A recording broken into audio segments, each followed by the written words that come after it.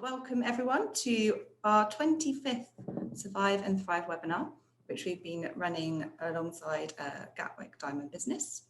My name's Daisy and I'm the Community Manager at Sussex Innovation Centre in Falmer. And joining me today, we have Mark, who is the Head of Sales and Customer Success at People Matter Technologies, best-selling author and founder of The Lunchbox Doctor, Jenny, and Ian, who is one of our members, is actually in the meeting room directly above me currently, and is founder of DOCIAsport, and recently won the Mental Health Consultancy of the Year award. So congratulations to you on that. So without further ado, I'm going to pass over to Jenny to tell you a little bit about herself and her business. Okay, well, good afternoon. I had to quickly check the clock there. I've actually lost the plot today where we are. So I'm Jenny. Tishi is how you say my surname, but I'm a nutritionist and also an author of quite a few books. In fact, I've written my 5th book during lockdown. I specialize as a nutritionist, obviously, in healthy meals, but also what I call no faff cooking, which is one pot, one pan cooking. So my 5th book, I mentioned, coming out in February 2021, and that is a vegetarian one pot, ostensibly designed for something called the multi-cooker brands such as Instant Pot, the Ninja Foodie, etc. My day job, though, other than writing books, is wellbeing workshops. So I run a huge number of corporate wellbeing workshops. I work with athletes, from local teams up to GB athletes, and I run workshops for them as well.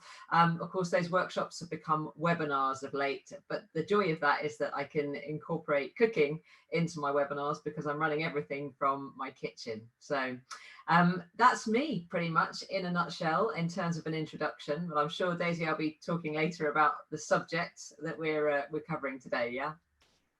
Brilliant, thank you, Jenny. And I think after this event, we'll be doing a follow-up email, and I'll share links for pre-ordering your new cookbook, definitely.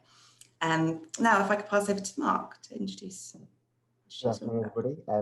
I'm Mark, so I head up the sales and customer success team at a company called People Matter. We're a tech startup focused on well-being and how we help organisations support their employees to prevent burnout and build resilience. Prior to that, I've been consulting with large corporates around learning development and sort of how do we drive sort of large scale behavioural and cultural change programs.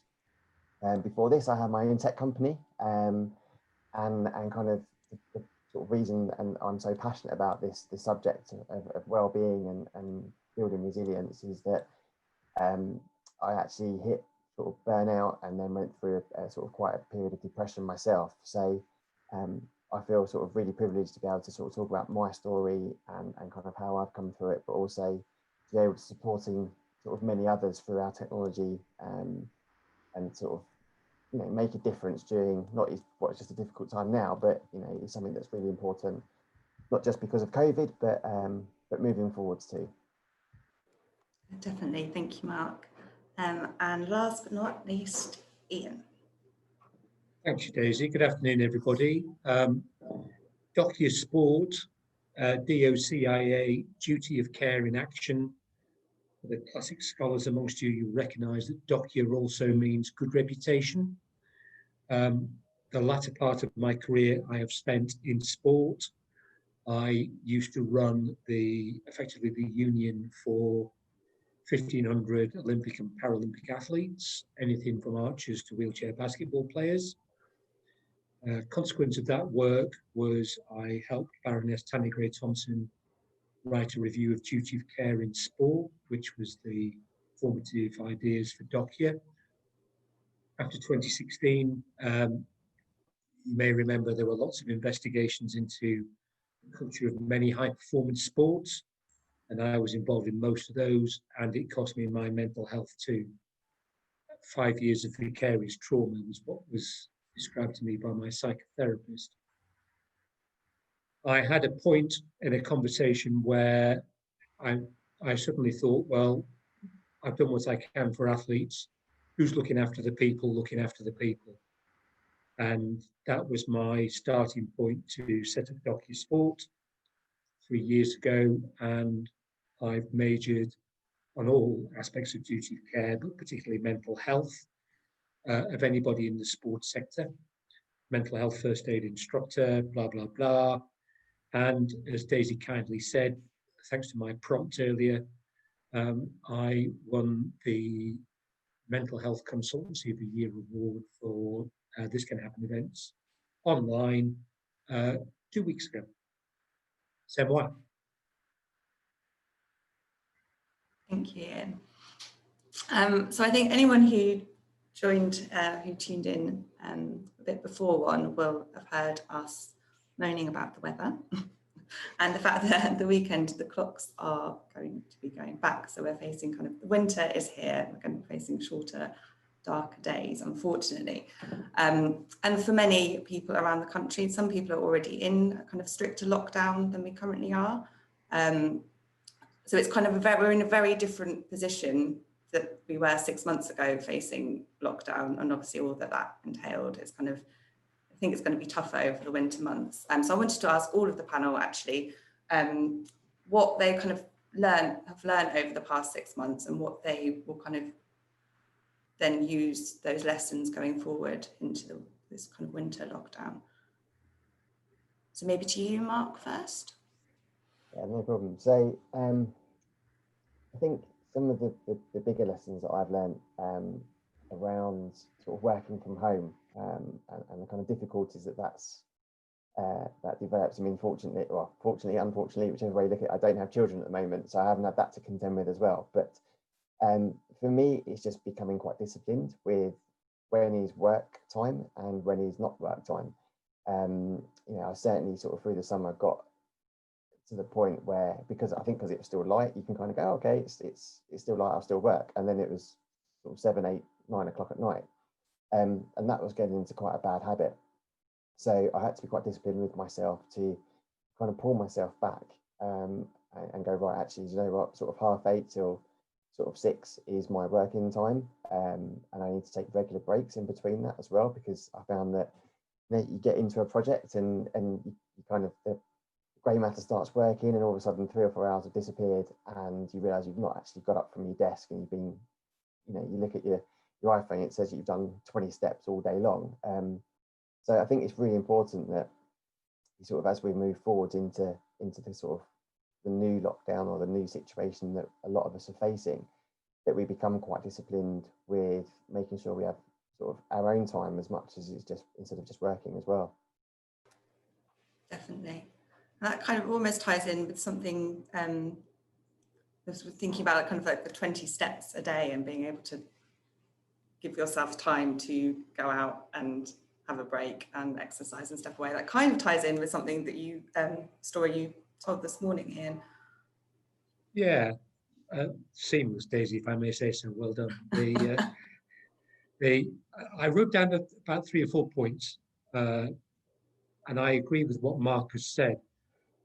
One of the lessons I've learned, I didn't have a day's holiday from March through to August. Bad. So I am now factoring in, so I know that they're there, either long weekends or a week off, so that it's not just a never-ending grind of work. I'm a big believer, and I'm sure the other guys are too, that mental health is linked to physical health, and I do exercise pretty regularly, but one of the things that I've discovered, which has been a game changer for me, which a northern man of a certain age from a working class background suddenly says he's doing Pilates, sounds completely strange. My father would turn in his grave. But doing Pilates 2 sessions a week, but micro sessions of Pilates in between work breaks and so on and so forth has been invaluable to me. I listened to a chief information officer in Google, and she's talked about the country is cocooning, her phrase. And one of the things that's happened in our house is that I've developed a dedicated workspace. I was working in a bedroom at one stage, and so I've got a dedicated workspace, which happens to be in the dining room, Chateau Braid. But what I do is I put everything, my laptop, etc., I put it all away at close of play, so that the dining room does become a dining room and not a blend between the dining room and my workspace. And these little mental boundaries and barriers, I think, are hugely important. This sounds daft, but I have 4 changes of clothes during a day, because that defines my changing behaviours. Outfit 1, dog walking. Outfit 2 is work. Outfit 3 is exercise. And outfit 4 is sort of into relax. And that also puts markers in my day. And my last point, which is live theatre, which I did mention to Daisy this morning. I am the proud owner of a soft-coated Irish Wheaten Terrier, answers to the name of Fred. Many will have met him. Fred and I were out in the absolute hosing it down rain this morning, and we came across a bloke carrying a brolly walking on Ditchling Common. And I said to this guy, good morning. And I said, at least I've got a dog, I've got an excuse. And this bloke said to me, I've been locked down for a few days. And it just made me realise the privilege and the opportunity that we have in the ability to get out. You know, the rain on me was soaking me and making me cold. The rain on him was invigorating. If we have an opportunity to get outside, get that into your day. I finished my speech, Daisy. Thank you, Ian. And over to you, Jenny. Any tips, learnings that you'd like to share from your lockdown experience so far? Or you're on mute. Apologies. It has been a really interesting time, because I think when this whole lockdown first broke out, there were the sorts of things that people were contacting me and were interested in have probably reared their ugly heads again. But the fact is, when you are confined to your own home, you may see behind me there's a window. That is the kitchen right there. And albeit that I spend a lot of time in the kitchen normally developing recipes, you've still got that easy access that if you were in an office environment, or if you were out and about and you were busy and you were meeting people, you wouldn't have. And I think the first thing that people are concerned about is the fact that they just want to kind of eat or snack. We know that mood and food are very much interrelated. There's so many ways in which they're interrelated, but you know, just that kind of reframing that Ian talked about there, whether it's sort of like, well, you know, I've been working all day, I deserve a treat, or whether it's that opportunity to say, well, look, I'm working from home, therefore I'm going to treat my body well by nourishing, you know, by when I do have a break from work, when I do compartmentalize the end of my morning's work, I actually spend some time creating something which is going to nourish me, rather than just grabbing something which is going to fuel me. And I think that way of reframing and rethinking about things is really important when it comes to caring for yourself, as much as getting exercise, as much as getting enough sleep. Thinking about food and food choices that really nourish. That's where I would say that the focus can be going forward. Great, thank you. We've actually got our first question from our audience, if you bear with me. This is from an anonymous attendee. They'd like to ask that their team is mostly working from home and are collaborating online using Teams. Any suggestions on how to support them remotely? So I think that would probably be a good one for you, Mark. Yeah, I think it's a really interesting conversation around how do we support each other, and how do we support teams, no matter what the size is from a remote perspective. I think the first thing I always talk about is asking someone the question when we talk about mental health and well-being, and you know, when we ask the question, how are you doing today? Most of the time we get a, hey, I'm fine, thanks. And it's just all quite sort of top level. Whereas actually when you kind of go, ask this, you know, always ask the question 3 times, well, how are you really feeling today? You know, and dig down a level and allow people that time and that space to talk and to talk openly. You know, none of us are 100% all of the time, and we've always got something going on that sort of drops us down. And whether it's our work, whether it's something around our environment, you know, whether it's someone that's we're working with, wherever it might be, there's always going to be something that's going to have an effect. So my first tip on that, from that perspective, is how do we support our teams, is to just ask them how they're really doing, and give people the space to be able to answer in a full manner, rather than just that, yeah, I'm all right, thanks. It's difficult. I'd also sort of recommend putting in time each week, if you're a manager, then to actually properly catch up with your team. I think it's quite easy to go, everyone's fine, everyone's working from home, etc. You know, but giving people some real support from that perspective, but then also trying to get the team together once a week, and that's not for anything to do with work, just gives the opportunity to kind of really step back. You know, I call it the water cooler conversation. That's the thing that we're all missing from being in an office, you know, just having that chat while you're making a cup of coffee or a cup of tea, and, you know, that general chit chat. You know, give people the opportunity to do that online as well, but make it an opportunity rather than rather than sort of just dismissing it that everyone's going to be okay. Daisy, in Chateau Braid, not only am I working, but my daughter is working as well, and she works for Roche Pharma. And I said to Jess, I can set I don't need to wear a watch anymore, because I know when the hour mark is, or the half-hour mark is, because I listen to you on Zoom or whatever you're on, and at 59 minutes past the hour, you go, well, thanks very much, everybody. I know you've got another meeting now, so it's great talking to you. See you all. Bye. Hi, everybody. How are you? And Jess gets to the end of the day, and A, she's rinsed, and 2, she'd say, I've been really busy, but I've got nothing done. And there's something about, you know, how can you support your workforce? There's something in this sort of emerging culture, I think, which is, you know, I have a client, UK Coaching, they say no meetings, no emails between 12 and 2. So at least there's a break in that routine.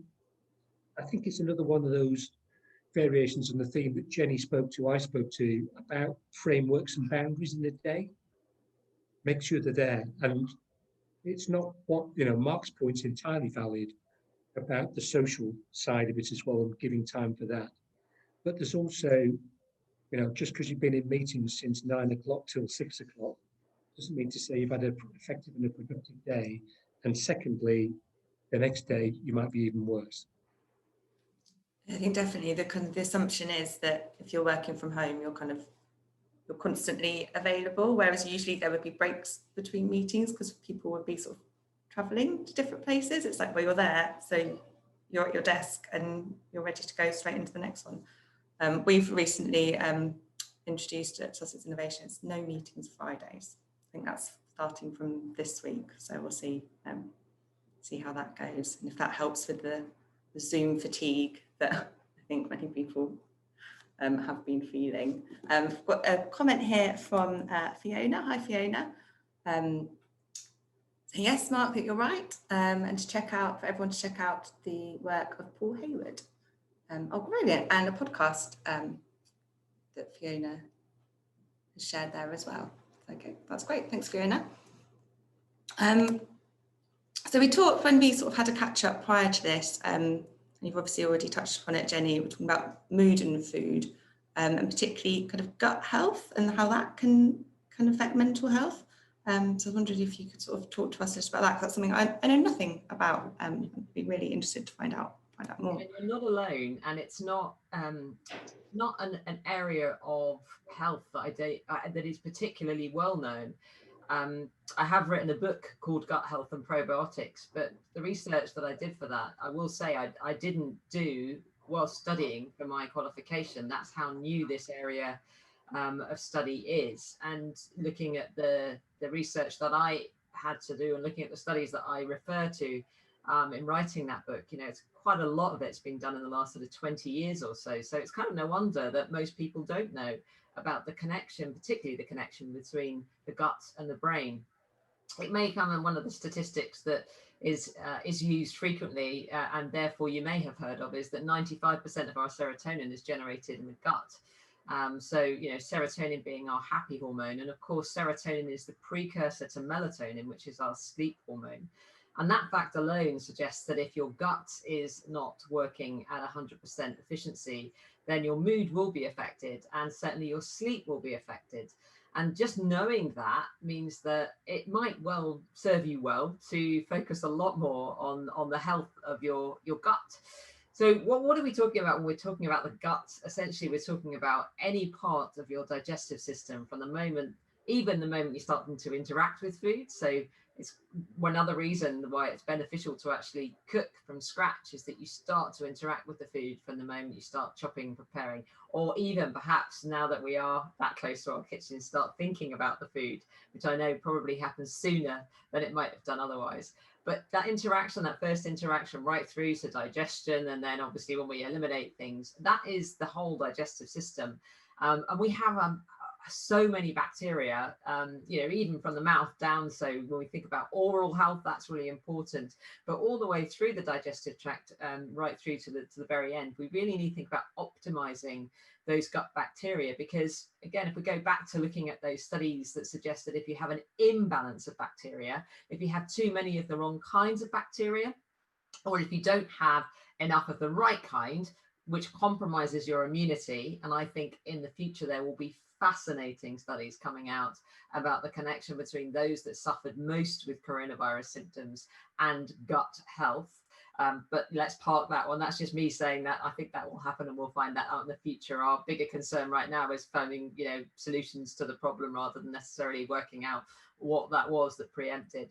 But even so, we need to be thinking about having a good quality balance of the right sort of bacteria. And our modern Western diets really don't lend themselves to that. So if you look at cultures, and excuse the pun, but surrounding us that have a lot of fermented foods, whether it's kefir from sort of Poland and Russia, whether it's sauerkraut from Germany, whether it's, you've probably heard of things like kombucha, or, you know, even yogurt is a fermented food. But we don't tend to have that many sort of fermented foods in our diet, and we don't have enough fiber. We should be getting about 30 grams of fiber a day, and the typical Brit gets about 18 grams of fiber a day. So insufficient amounts of fiber, and fiber is what feeds the good bacteria. It's like their sort of party juice, if you like. So we do need to make sure that we focus on that connection, because those studies that show that an imbalance of bacteria, not enough to help boost your immune system, and then potentially the opportunity therefore for things that shouldn't be in the gut to be there, parasites, overgrown yeast, fungi, etc., can cause such severe health issues that affect lots of different body systems, but in particular the mood. Is a really high propensity of those with depression. I think it's a third of people with depression also have something called leaky gut syndrome, which means where the cells of the gut have been forced apart, and foods can leak out of the gut and into the body, where the body sees those foods as being foreign objects that need to be attacked. And that's why you can then get skin problems, sleep issues, other health issues that don't even seem related to gut health. So it's a huge area, and I really am just scratching the surface. But focusing on what we can do through our diet, we really do need to think about, you know, having way more than our 5 a day. You know, bless the British government that think that 5 a day is, well, they don't even think 5 a day is sufficient. It's just what they thought we could achieve, and we aren't achieving that. But if we can achieve more than 5 a day, if we can eat a rainbow of brightly coloured fruits and vegetables, and we really up our fibre and introduce some fermented foods, we can't go too far wrong. What are you having for dinner tonight, Jenny? We are having confit duck with swede and broccoli and peas. Delicious. Can we come round to yours? Yeah. Yeah, I do get that. I do get asked that question quite frequently, but no, we've only got enough of 4. Sorry, guys. And a yogurt for dessert, yeah? Yeah. There's, you know, I'm a simple man here, and have none of Jenny's expertise, but there's a couple of things I think to throw into this that are basics, and sometimes the basics get forgotten. One is to remember to eat, because if there is this bloody Zoom frenzy going on, then you forget. There are 3 people and a dog in Chateau Braid, and we make sure that we have 1 meal together a day, because we're all working to different agendas. But that physical time, sit down, have a conversation. If I can get a word in with my wife and daughter, that's a bonus. But it is important. And I think, Jenny, you know, having things to look forward to, like a holiday, I think a favourite meal or something is also going to help your mental health. Yeah, I have to say, I absolutely agree.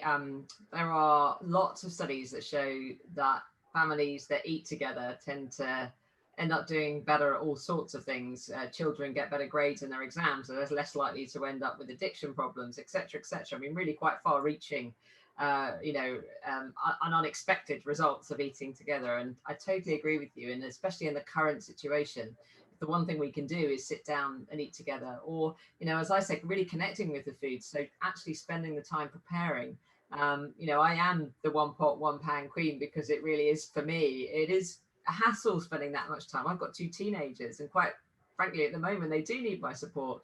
And I'm a full-time working mum. So, you know, just making sure that you do connect with the food, but it's just as real as you can do, afford, make, you know, sort of make do, but make do in a way that really does feel like you're caring for yourself. I think that's the most important thing.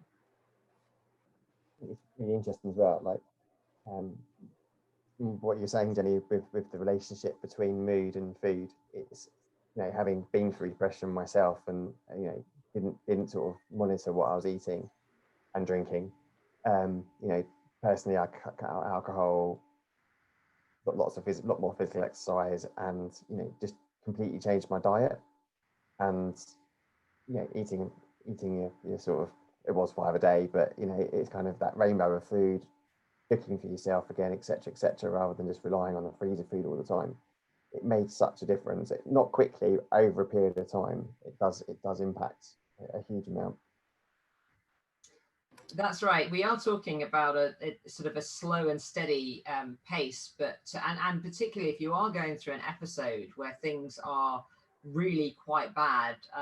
You know, I've supported clients and actually a very close family member through a similar sort of process. Then you really can't think about looking after yourself. It's really the last thing. So, you know, even if it's better freezer meals, you know, that someone else can help you choose, and that's a really good starting point.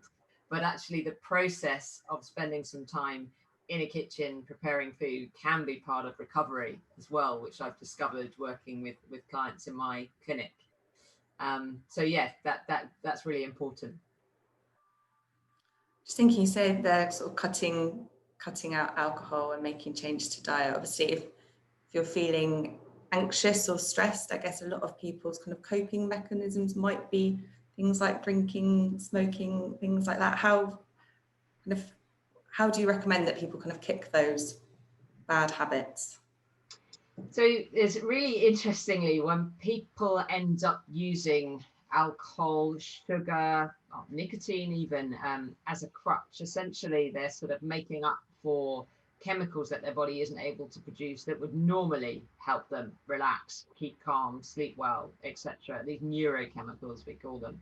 So you can orientate the diets to help the body produce those chemicals itself, so that you have less of a dependency on, you know, whatever it is, whether it is the sugar or whether it is the alcohol.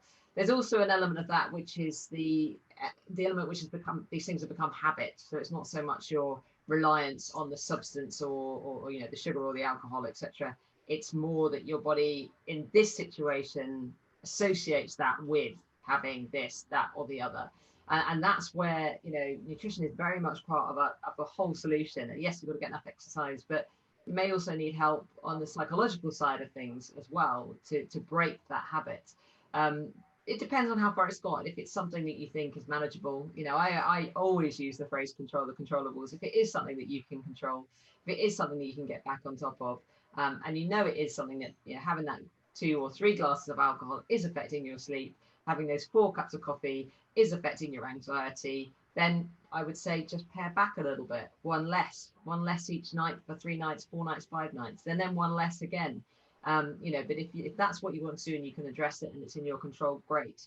If it's not, then, you know, these, I call it a sort of a pyramid, but looking at nutrition, looking at physical health and well-being, and looking at mental health and well-being, they're absolutely, you know, integral to a really strong approach to helping you get better. Yeah. Thanks, Jenny.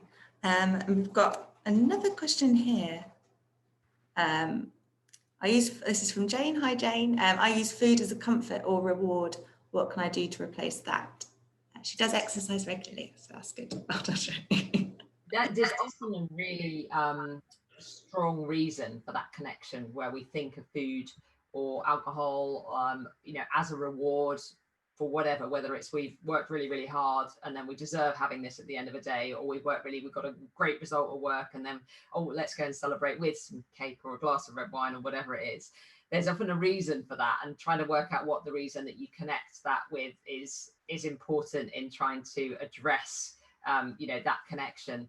But certainly as far as the nutrition side of things goes, you can find alternatives that are sort of providing you. Some people will crave certain things, not so much because it is sort of rewarding, because it's sort of I'm going to do this and then I'm going to reward myself. It's more that what's in it feels like a reward. You can get the same feeling by making sure that you have the nutrients that may be lacking that creates that wanting. I feel like I'm sort of skirting around it here, but there can be deficiencies that cause you to want to have certain things. And if you're making up for those deficiencies, then you shouldn't crave the substance as much as you might otherwise. You know, for example, if you think that you're craving something that's sort of sweet and chocolatey, there are alternatives that would actually be far more nourishing, that would still hit the sweet and chocolatey buttons, not buttons as in to eat buttons, but, you know, hit your buttons, and that would serve that purpose. So it depends on what the mechanism is and why it feels like a reward, I would say. Jenny, and I've just seen a question in the chat as well. A chocolate is my go-to. I feel like it's a confessional here now, but what replaces chocolate? So the good part of chocolate, the reason chocolate actually does get a good name, is the cacao, which is comes in the form of a powder that we make chocolate bars from. And when we make chocolate bars, we tend to add a whole load of sugar and we add a whole load of other ingredients, something that kind of tastes a bit like milk, but might actually not be milk at all. So you still want to get the cacao. The cacao is actually a really rich source of zinc. And when we're thinking about going into winter and our immune system, and particularly when we're thinking about the relationship between COVID and your immune system, zinc is really where it is at. So really good reason to be eating chocolate, but cacao. So the thing is, you want to be eating dark chocolate, 80% cocoa solids plus good quality chocolate, or just putting cacao in things. So one of my little tricks is that I just mix a little bit of cacao with a bit of peanut butter, or cocoa even with a bit of peanut butter. I've just made some fudgy chocolate brownies, which have got walnuts in them, they've got ground almonds in them, they're a little bit of maple syrup, but they're made with peanut butter and cocoa powder and some eggs to bind them, but they're really fudgy on the inside. I don't know if anybody watches Great British Bake Off, but I did get that fudgy middle, which some of the contestants last week didn't. But those are pure chocolate heaven, and yet there's nothing in them that is refined, there's no flour, so you can really feel very decadent and very comforted by good versions, better versions of what we think of as perhaps, or naughty foods. Great, thank you. You'll be getting the Hollywood handshake then. Yeah, I'd love to. Oh, blue eyes. It just made me think, obviously, like a lot of people took up new hobbies during the, oh, Jane's asked for the recipe. Does she have to Yes, I can send the recipe afterwards, yeah, no problem. Yeah, baking was... Jane should be buying the book. That one's not in my book yet. I know I shouldn't say that. That's not very good, is it? But it isn't. It's in a webinar for tomorrow, so you can have it. Brilliant. Helena Jevon, shall we have a home bake-off webinar? That's a great idea. In terms of sort of team building, I think it's a brilliant idea. You're talking, Mark, about spending some time doing things that aren't work. Almost like your water cooler conversation. A kind of team bake-off would be brilliant, wouldn't it? Great idea, yeah. I suppose, yeah, we've talked about sort of how to check in with staff and make sure that everyone's doing okay, but kind of the team building element. I mean, some people will have started, thinking again about kind of people working remotely, will have started new jobs during this period and have been kind of onboarded without actually ever meeting someone in person. I was wondering if you kind of had any thoughts on kind of I'm a case example of that, because I did start working at People Matter during lockdown. Oh really? Okay, brilliant. So there we go, talking from experience. And it isn't easy. You're used to having sort of different sessions with people on the first sort of week or two and things as well, but you just got to do that virtually, and it's not as easy. We can appreciate that it's not as easy, but you just do it virtually instead of having instead of doing it physically. Basically, it's not there's not much else to say. Being onboarded is still being onboarded, providing you've got all the right information, the right assets, you're building the right relationships. You can still build a relationship virtually, even if it's rather than physically. Sometimes it almost gives you a different kind of conversation, given the situation we're in at the moment as well. So yeah, it's difficult to build a bigger culture around the business and understand what that looks like and how you unfold that as, like, for us as a startup, as we grow and bring on more people. The office culture is different to a digital culture. So you do have to be cognizant of that, but I don't think it's impossible to do.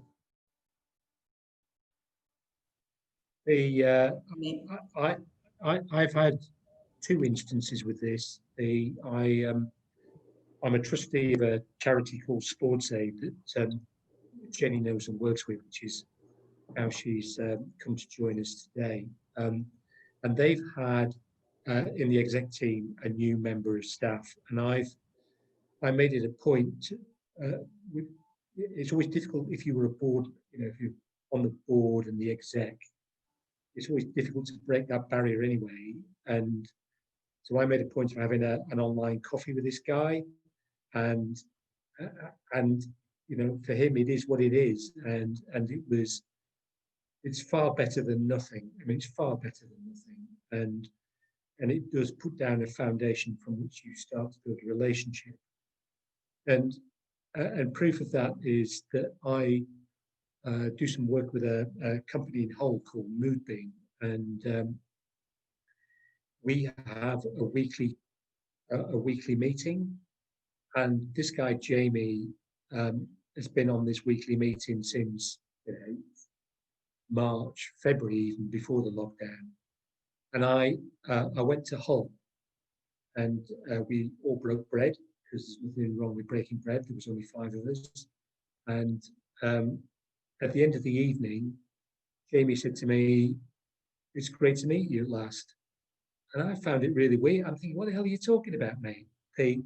But he's been in my psyche for that 7-8 months, but it was physically the first time we'd actually met. So it's all of these things. It's worth going that extra mile to have those, one-to-one conversations, albeit like this, if you can't travel. Thanks, Ian. I've got a comment here from Victoria. Is it okay to give my startup company a shameless plug? Yes, absolutely. It would be great for teams to build their mental and physical health once we're able to reconnect in the real world once again, involving a wood-fired sauna and a lake in Surrey. That sounds amazing. Presumably small teams, potentially teams of 6. And eating chocolate brownies from Jenny's recipe when we get out of the sauna, right? Yeah, ideal. What if Victoria, if you'd like to share maybe your website in the chat with everyone, and then people can check that out as well. That'd be great. So I guess just sort of, oh, Jane's coming too. Great, thank you. If you have any further questions for the panel, please do pop these in the Q&A. I'm just going to check on Slido. I think Felix has been sharing some polls. Daisy, this is to do with online and making people feel welcome and engaged and involved. And also, I think it's something I've done that helps with mental health. I sit in front of this laptop and I have a gallery of X number of people in front of me, and even whether if they're in the same team or they're from different teams, my icebreaker is what was the first concert you ever went to, and what is the most recent concert you ever went to? And it's really interesting what you find, because somebody says, I went to see Steps, or I went to see Iron Maiden, or, it's really diverse. But what it does do is it puts a smile on their face because they go back to that first concert. And what I also do at the end, because I'm very keen on, right, well, thanks very much for coming, everybody. Bye-bye. Do not get straight on a Zoom. Be kind to yourself. Go and have a break, stretch your legs, do some Pilates, blah-de-blah. But also promise me, in being kind to yourself, go and listen to a track of music from that first concert you ever went to, or from that band. And it's just one of those, because it takes you back, takes you out of the moment. And it's, you never went to see Steps, you mummy. There's all that sort of crack you get around the water cooler as well. So worth doing, in my humble opinion, if you're doing online meetings. And this is obviously not an online meeting, but if anyone's feeling brave enough to share, oh, here we go. Fiona is Funboy 3. Not familiar with, but see, there they are. Ross, there's your point, right? James gets a point. That's all right. That's my colleague Saffron from our Croydon Centre.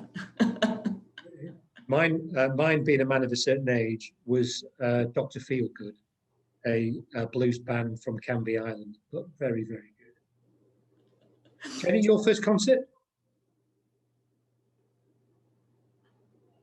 I just put it in the chat. Actually, it was Prince. Oh, that's going to win a major prize. I don't know what the prize is for. Mark, how about you? Mine was actually Oasis. Oh, well, that's pretty cool too. Daisy? McFly. Not quite as cool. I'm very ashamed to admit that publicly. I can't laugh at anyone else. But you see what the energy is? And it's just, anyway, you can have that for free. Thank you. I'll be taking that top tip. And we've got one more, if you've got time for one more question that's just come in. So this is from one of our attendees, and really interesting insight into gut health and COVID. What would you recommend as a foray into growing your own fermented foods for effectiveness? Yeah, I saw a kefir or kombucha. I mean, I would say the easiest, if you want to start out making your own fermented foods, I'd say the easiest thing to do is sauerkraut, because it's just cabbage and salt. And also it's good for physical activity, because you have to bash the heck out of that cabbage to get the water to separate from the cabbage itself. In terms of kombucha or kefir, I don't know whether you're talking water kefir or dairy kefir. Both are possible, but there are plenty. If you want to do your own, there's plenty of you can buy sort of scobies and things online. or actually probably some local producers now. We have a local company that make kombucha literally just down the road in our farmers market, so that's where I get mine. But I would say probably kefir is slightly, water kefir is probably the easiest of those two. Kombucha can be a little bit harder, and you can end up with a slightly higher sugar content. But yeah, good going making your own. So it's straightforward, but it does require time. And you know what? It's good for us to have time and a project. A bit like gardening. When we can garden, it's actually really healthy for us. So looking after your kombucha or your kefir, and its ever-growing presence in your home is probably a good thing. Thank you, Jenny. So that was the last question. I'm just going to, my colleague Felix here has shown me some of the responses to the poll. So obviously we spoke to our panel about the lessons that they learned from the first lockdown. Some of the responses we've had from attendees. I was living on a boat in London and the waterways were discovered by people that otherwise wouldn't have known they were there whilst out exercising. And routine is really important, getting up at the same time every day and having a plan, a half-hour walk to get out and enjoy the fresh air. So that's, come rain or shine, we should all be going and enjoying the outdoors as much as possible. Ian, earlier you mentioned that you're doing micro Pilates lessons or classes. And interestingly, my colleague Helena, who I'm just going to promote to the panel now, is currently training to be a Pilates instructor. So we're hoping when things get a little bit more back to normal, that she might be able to do some sessions at the centre with us. She can tell you a little bit more about that now. She should be joining us any second. There we go. Here she is. Well, the cat's out of the bag on that then, Daisy. Thank you for that. I just want to say thank you, really. And I thought it was really lovely to have the particularly the diet element focused on, because that's something I've become very aware of. I think particularly during lockdown is when I eat healthily, I feel so much better on every level, you know, mental, physical, and emotional.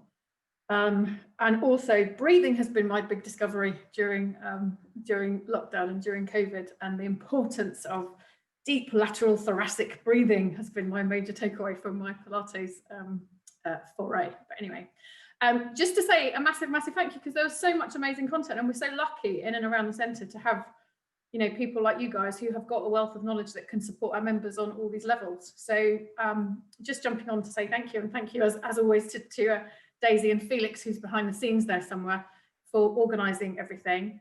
And just to say, anybody who's on, you know, if you've got any questions, whether that's how to make kombucha or how to make beautiful protein balls or how to do micro Pilates or anything in between from our panelists on the vast array of things you can do to support yourselves that you've covered, or if you've got any questions about how you can better support your team during this time, because we're certainly finding different challenges now. We're sort of in blended working than we were finding when we were in entirely home working, or those brief couple of halcyon weeks when most of us were back.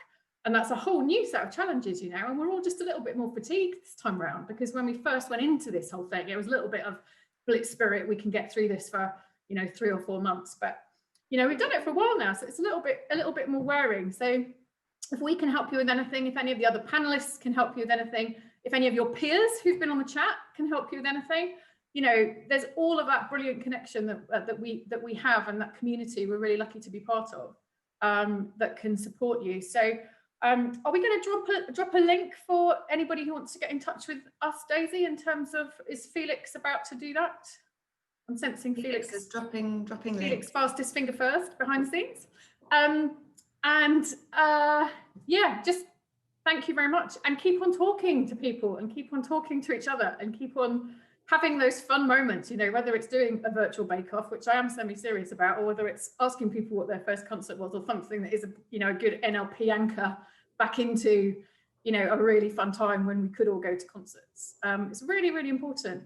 So we've just put in a team social get together every week, rather than sort of more formal team huddles that we had last time, but they always had a little bit of a businessy angle, and we've just got a pure social get together now.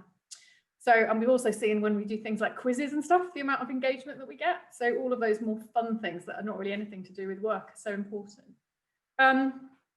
So from mental health onto our webinar in 2 weeks' time, where we're coming back to the exciting pre-COVID area that was preoccupying all of us, that has kind of got a little bit lost, I think, in the haze of COVID, which is Brexit.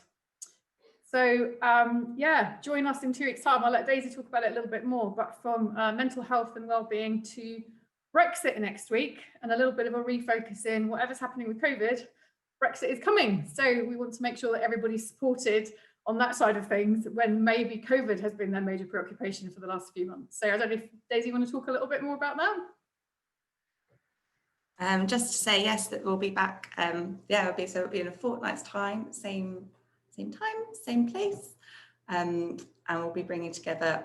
Can't say that I am an expert about Brexit, so we will be bringing a panel of experts to talk and to educate us all on where we are now, Brexit, where we are now, because yeah, as Helena said, it's kind of not been at the forefront of our minds recently, because we've had other things going on. Thank you again thank you to our panel. Thank you for everyone who joined us today as well. Panel, do you have any kind of parting words of wisdom that you would like to share before we all sign off? Any final words? Well, I tell you, I have this strapline about take and give care. If you don't take care of yourself, you can't give care to others. And so here we are at 5 to 1, 5 to 2, give or take. Just be kind to yourself now for 10 minutes. Just go and move around. Go and stand somewhere else. Go and talk to somebody else. Go and tell somebody about your first bloody concert you went to. Just do something. Don't just go into your next meeting, is my point. Thank you, Ian. And Mark? Yeah, I was going to sort of reiterate what Ian said. Just check in with yourself. You know, it's important to, you know, we kind of get up, we do our day's work, we finish off, we go back to bed, and we kind of get into, we can get quite a routine and cycle of doing that. And I think it's important that we just take a moment to step back and understand how we're feeling, what we're feeling, why we're feeling like we're feeling, and what those different emotions are telling us, and listen to those. You know, if you're not feeling great, then there's plenty of people to talk to family, talk to friends. You know, take your mental health seriously. Everyone talks about physical health so much, but we tend to only focus on our mental health when things are starting to go a little bit wrong. And we shouldn't. We should be looking after our mental health all of the time, and I think that's important thing. So yeah, I'll leave you on that note. Yeah, thank you, Mark. Finally, Jenny. This is a very physical sort of intervention, but I would say whenever you can, take meetings standing up.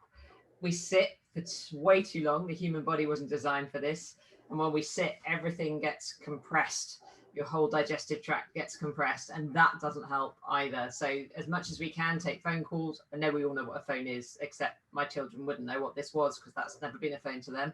But take phone calls standing up, walk around, stand up with a higher desk if you can. Just don't sit for too long because it does affect the digestive system. Great, thank you, Jenny. So I'm going to sign off now and go for a little wander around the centre, I think. So yeah, hopefully see you all again in a couple of weeks' time. That's it for now. Thanks, Thank you. Bye. Thanks, guys.